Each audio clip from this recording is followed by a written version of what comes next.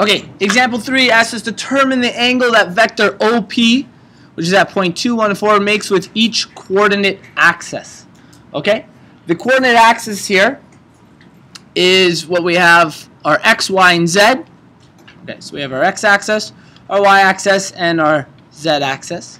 And essentially what we need to figure out is, I know this isn't drawn amazingly, but we need to figure out what angle it makes with each of these axes. So we're going to go from here to angle x, another angle to y, and though it's very hard to see, technically this is making another angle with the z-axis.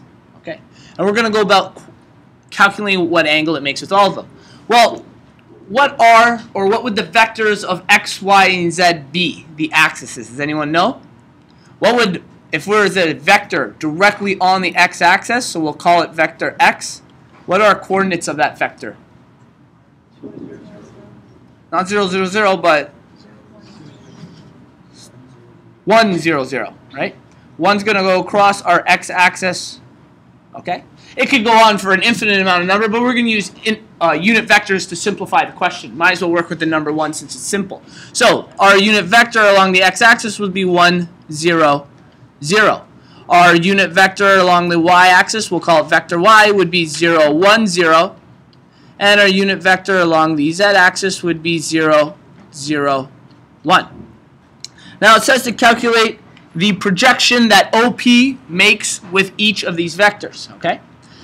In this case, I've called this vector x. So we're actually asking, find out the projection of OP on vector x. Okay. Now they also asked us to solve for what? Anyone remember?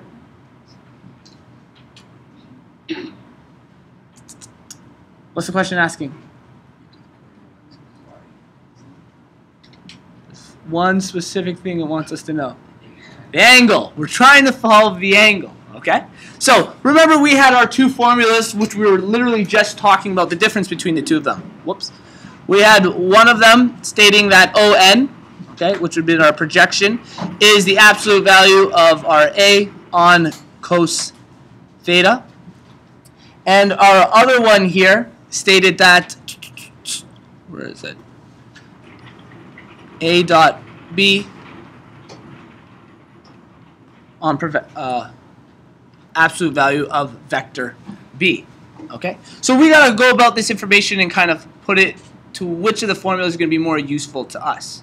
Okay, so we need to figure out our projection A on ON, or in this case, what we'll be looking at is to calculate the angle of OP makes with the x-axis. We're going to start by writing OP dot I. Okay, which is our dot product, okay, or in this case we use the vector x, we called it, and we know that this is also equal to absolute value of OP, absolute value of x cos theta. Okay, so we have this set of information. We're going to go about trying to solve what this is going to be. Now, because we're trying to solve for the cos theta, we're going to move that over. Projection of OP on x is absolute value of OP,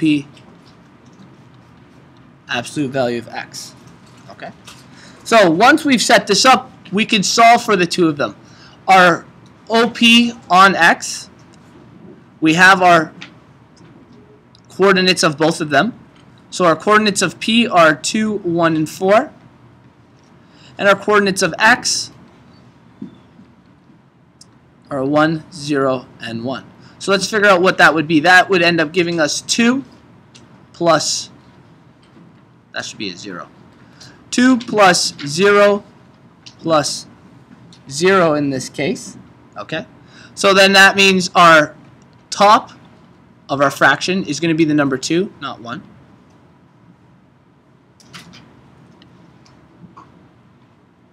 Is equal to cos theta. And the absolute value of OP multiplied by the absolute value of x. Well, what is our absolute value or magnitude of x going to be? It's just going to be 1. We know what it is. It's a straight line across the x-axis. So it's going to be the number 1. We do need to still calculate the absolute value of OP, though. Same idea as we've done before. We take our magnitude of it, so 2 squared plus 1 squared plus 4 squared. Okay. This is the magnitude of OP, which is going to give us 4 plus 1 plus 16 is 21. Root 21. So, root 21 we get here. We're still looking for our cos theta. What we're going to do now, is we're going to move cos to the other side of the equation. So we get cos inverse of 2 over root 21. 1 times root 21 will still be root 21. And theta in this case is going to be, does it say? 64.1 degrees. So that would be calculating for just the x-axis. We would repeat the process for all of the other numbers when going through this. Okay, so we would repeat this process going over and over again for the y and z axis.